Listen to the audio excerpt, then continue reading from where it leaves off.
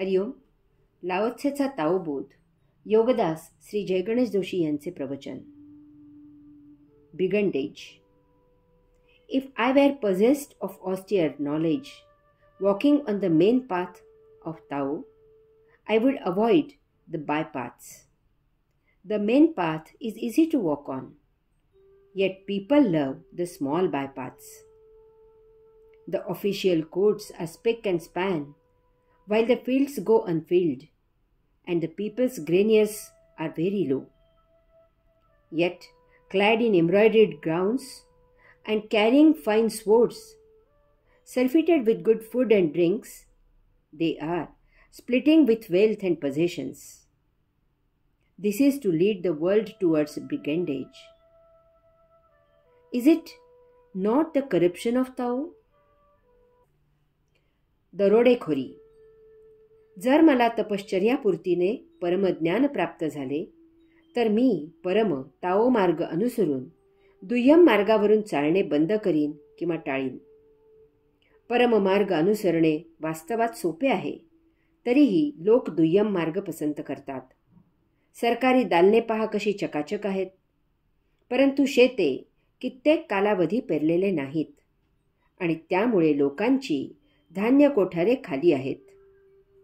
तरीही नक्षीकाम करून अतिशय आकर्षक कशिदा काढलेला पोशाख घातलेला, हातात तळपत्या तलवारी घेतलेला, खाण्यापिण्याची उत्तम रेलचेल असलेला, धनसंपत्ती स्थावर जंगम मालमत्तेमुळे जनसमुदायापासून दूर झालेला एक जथा आहे. यामुळे जग दरोडेखोरीकडे वाटचाल करत आहे. हे परममार्गापासून भ्रष्ट होणे नव्हे का? स्वाभाविक मार्ग भाग 1 म्हणतो की जर मला तपश्चर्येने परमज्ञान प्राप्त झाले तर मी परम ताओ मार्ग अनुसरून दुय्यम मार्गावरून चालणे बंद करीन, टाळीन. तपश्चर्येने आपल्याला आपला स्वभाव उमजतो. तपश्चर्येने आपल्याला आपल्या मूळ स्वरूपाचे ज्ञान मिळते. तपश्चर्येने आपल्याला आपल्या मानवी जीवनाचा सत्य अर्थ ज्ञात होतो. तपश्चर्येने आपल्याला आपल्या मूळ रूपाची जाण येते. तपश्चर्येने आपल्याला आपल्या मानवी देहाचा सत्य उपयोग समजतो आणि त्या योगे आपण मानवी देहाचा सदुपयोग करून आपल्या मूलभूत आत्मस्वरूपात जीवन जगतो. तपश्चर्येने आपल्याला परमात्म्याचे दर्शन होते. म्हणजे नेमके काय होते? तपश्चर्येमुळे आपली कुंडलिनी जागृत होते. आपल्यातील दिव्य परम ऊर्जा प्रज्वलित होते आणि आपण विदेही होतो. एक एक वस्तू जगत मागे होत होत आपण सर्वस्वाच्या अतीत जातो. आपल्याला त्या परम ऊर्जेची अनुभूती मिळते. जेव्हा आपण या समाधी अवस्थेमधून बाहेर येतो तेव्हा आपल्याला प्रज्ञा प्राप्त होते की हे विश्व आणि त्यातील सजीव निर्जीव असे तमाम वस्तू जगत म्हणजे त्या एकमेव परम आत्म ऊर्जेचे दृश्य रूप आहे. येथेच आपण निरीच्छ होतो. आपली भोगापवर्गता क्षीण होते. ती देह जीवित राहण्यापुरतीच उरते आणि आपले सारे लक्ष सृष्टीची लीला अनुभवण्यात एकचित्त होते. स्वतःला आपल्या देहाला काहीही लभ्यांश न मिळता आपण परम आनंदात न्हाऊन निघतो. भौतिकदृष्ट्या याला विनाकारण आनंदी होतो असे म्हणायचे. आपल्या आनंदाला काहीही भौतिक कारण असत नाही. आपण जीवित आहोत, समोर सृष्टी आहे, त्यात विविध आणि वैचित्र्यपूर्ण लीला होत आहे, बस. आनंदासाठी इतकेच पुरेसे आहे. गव्हाच्या पिठापासून अनेक पदार्थ तयार होतात. तेल, तूप, साखर, गूळ, मसाले इत्यादी वापरून त्यात आपण निरनिराळ्या चवी तयार करतो. त्याला भिन्न आकार देतो आणि त्या प्रत्येकाला एक निराळे नाव देतो. असे झाले की आपण हे विसरतो की हे सर्व गव्हाचे पीठ आहे. त्या वेगवेगळ्या नावांमुळे आपल्यात भोग निर्माण होतात. यातील भिन्न चव आणि भिन्न आकार आपल्याला तो प्रत्येक पदार्थ मिळावा असा भोग निर्माण करते. हे शक्य नसते. याचे संचित तयार होते आणि आपण भौतिक वस्तू जगताच्या भोगापवर्गतेत रुतून जातो. परंतु जर आपण हे जाणून घेतले की हे सर्व म्हणजे गव्हाचेच पीठ आहे तर कोणताही पदार्थ मिळून देह जीवित राहिला तरी आपल्यासाठी ते पुरेसे होईल. तपश्चर्येने आपल्याला परमदिव्य ज्ञान होते की येथील प्रत्येक गोष्ट म्हणजे ती परम ऊर्जा आहे. यातील भिन्नता मानवी आहे. त्याने दिलेली निराळी नावे ही एक भूलभुलैया आहे. मग यातील काहीही मिळाले आणि देह जीवित राहिला की तेवढे पुरेसे आहे. येथेच भोग उपभोग असे सर्व बंद होते. सृष्टीलीला अनुभवणे, त्या योगे आनंदात असणे हाच जीवनाचा स्वाभाविक मार्ग आहे. स्वाभाविक मार्ग भाग 2.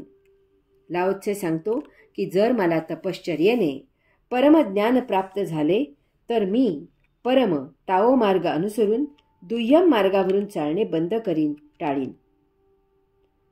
तपश्चर्याने आपल्याला परमदिव्य ऊर्जेचा साक्षात्कार होऊन आत्मज्ञान प्राप्त होते आणि हे उमजते की ह्या विश्वात एकमेव गोष्ट आहे आणि ती म्हणजे परमात्म ब्रह्म. सर्व काही त्याच्यातून, त्याच्यापासून उत्पत्ती म्हणजे निर्मित होते.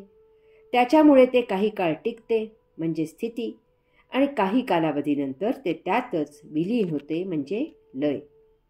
पुन्हा उत्पत्ती, स्थिती, लय असे अव्याहत सुरू असते. अशा प्रकारे येथे मूलतः भिन्नता अस्तित्वातच नाही. जे आहे ती परम आत्म ऊर्जा आहे. त्या ऊर्जेमधून विश्व, त्यात त्या ऊर्जेच्या अंशात्म्याचे ऊर्जेमधून देह धारण करून वास्तव्य, त्याच ऊर्जेमुळे देह जीवित असणे आणि मग त्याच ऊर्जेत त्याचे पतन होणे, की मग पुन्हा हे असेच वर्तुळ सुरू होणे.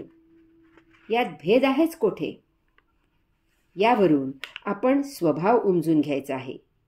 काय आहे आपला स्वभाव? येथे परम ऊर्जा एकमेवाद्वितीय आहे. येथे त्याशिवाय अन्य काहीही नाही. त्यामुळे त्यामधून जे काही घडते ते ती परम ऊर्जा तिची तीच घडवत असते. त्यासाठी तिला जी साधन सामुग्री लागते ती साधन सामुग्री ती परम ऊर्जा स्वतःमधून स्वतःच निर्माण करते आणि वापरते. अशा प्रकारे तीच ती स्वतःच स्वतःला मदत करत असते.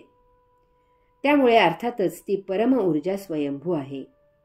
येथे जे काही घडले, जे काही घडत आहे आणि भविष्यात जे काही घडणार आहे ते सर्व त्या परम ऊर्जेमधून परम ऊर्जा घडवणार आहे. मग येथे अन्य काही घडणे किंवा घडवणे म्हणजे त्या परम ऊर्जेच्या विरुद्ध घडणे किंवा घडवणे आहे. हे घडणे त्या परम ऊर्जेशिवाय शक्य नाही, कारण येथे अन्य शक्तीच अस्तित्वात नाही. याचा अर्थ आपण त्या परम ऊर्जेमधून ऊर्जा घ्यायची आणि त्याच ऊर्जेविरुद्ध तिचा वापर करायचा. अर्थातच हे शक्य नाही. कोणी असे म्हणाले की मला तुम्हाला मारण्यासाठी चाकू आणून द्या, तर तुम्ही तो आणून द्याल का? तसेच हे आहे. ऊर्जेचा उपयोग तिच्या स्वभावाविरुद्ध करणे म्हणजे तिचा दुरुपयोग करणे आहे आणि ती स्वयंभू ऊर्जा यासाठी सहयोग करणे कदापिही शक्य नाही. आपण हे असे करतो आणि त्यामुळेच सर्व विध्वंस होत असतो. आपल्याला असे आढळून येते की अमुक प्रकारे ऊर्जेचा वापर केला की आपल्या देहादी इंद्रियांना सौख्य मिळणार आहे. मग भले ते ऊर्जेच्या स्वभावाविरुद्ध असले तरीही आपण ते करतो. त्यामुळे आपल्या त्या क्षणी सौख्य मिळते, परंतु ते तात्पुरतेच असते. ऊर्जा तिच्या विरुद्ध जे झालेले असते ते दुरुस्त करायला घेते. परम ऊर्जेला टक्कर देणे कोणाच्याच आवाक्यात नाही. आपण हरतो, पुन्हा दुःख निर्माण होते. यास्तव आपण परम ऊर्जेचा स्वभाव, आत्मांशाचा स्वभाव म्हणजेच आपला स्वभाव जाणावा आणि वर्तन करावे हे उत्तम. हरि ओम.